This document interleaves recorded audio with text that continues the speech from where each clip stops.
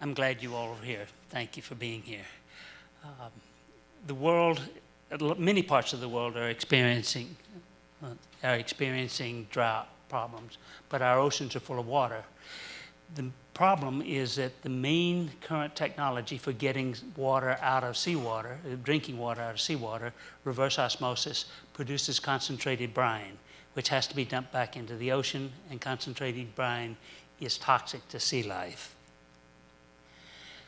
Our technology gets drinking water out of the ocean water with no environmental degradation.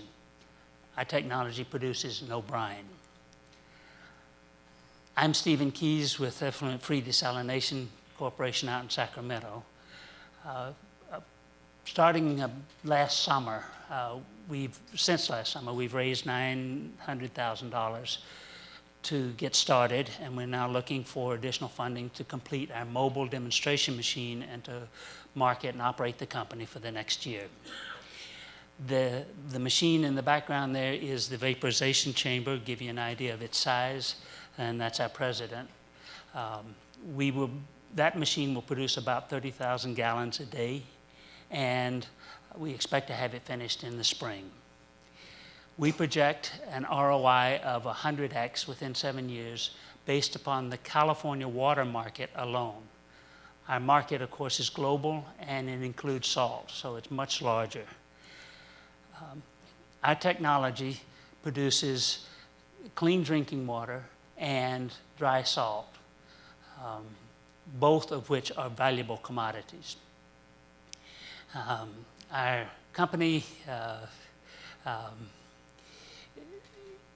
just to give you a quick overview, we expect our revenues to come from selling machines and licenses, and recurring revenues coming from production and services. Our assets are a patent that we received in 2013 and another one that we filed for an enhancement last year. Those are our main assets.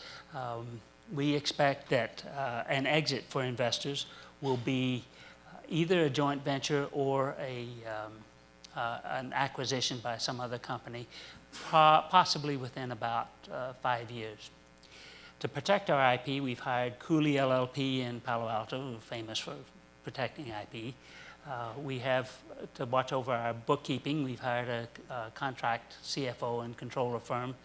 And to help us in our long-range planning about JVs or something, we have been talking with the technology mergers and acquisition team at PricewaterhouseCoopers in San Jose. We expect by next summer to be talking with design build firms to build the first. Okay. So questions? Okay, questions. Yes. Can you say how it works? Is it thermal distillation? Are you boiling? Is it mechanical vapor recompression? It's thermal. It combines two technologies. One is vapor compression, distillation, and spray drying. Okay. The vapor compression gives us our heat recovery. So we expect to recover 90 to 95% of the heat energy required. So then what do you do with the salt? Excellent question. That's what a lot of people have been asking us. As we research it, it turns out that the salt is worth more than the water. So we're discovering that we may be more in the salt business than in the water business. To give you an example, the Carlsbad plant in San Diego will be producing 50 million gallons a day. If they used our technology to get the salt out, it would be a train load 3 miles long every day. So it's a lot of salt. I think that you were saying this as you were cut off, so I'll go ahead and ask it. Did you say you're in the process of working out a pilot demonstration? Is that what you were about to say? It skipped a slide, but well, no, wait a minute. You saw the picture of the machine. There's several other components that we need to buy to put together to make it work, but that's the part we are building out of stainless steel. When do you expect to reach the commercialization stage?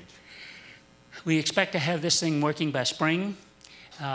When that's done and all of the press and others come in and see that we can produce distilled water and salt, we expect to have a lot of people who already have been talking to us come sign up and say they want either the small machines for cleaning up agricultural runoff and dirty water in the Central Valley, or design build firms that will want to incorporate our technology because their customers are saying, we want to quit dumping brine back into the ocean.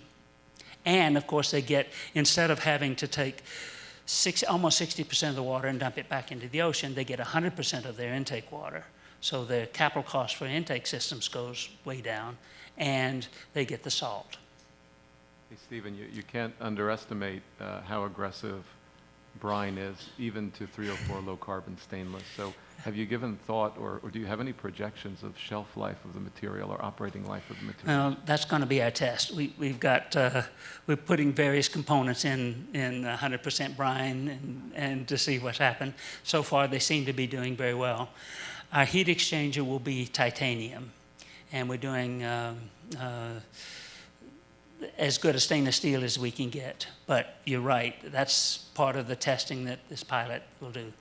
And we are assured by the suppliers of the gaskets and the porous belt for the separator that they will handle high temperatures and high corrosive salt. Okay, Stephen, well done. Congratulations. Thank you.